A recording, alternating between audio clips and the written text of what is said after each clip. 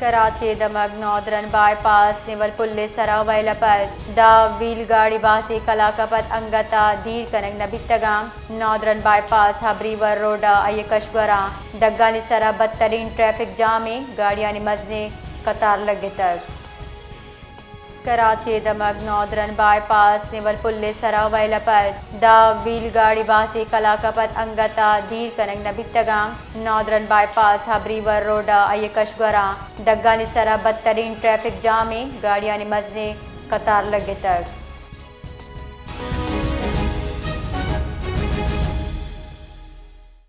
जी हयात तफसीलात से आगाह कीजिए।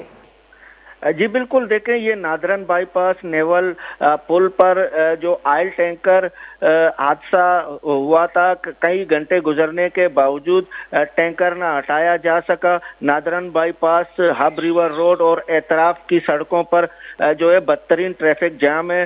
बड़ी और छोटी गाड़ियों की तवील कतारें लगी हुई हैं। शहरियों को शदीद मुश्किलात का सामना है। ट्रैफिक जाम में एम्बुलेंसेस भी फंस गई हैं।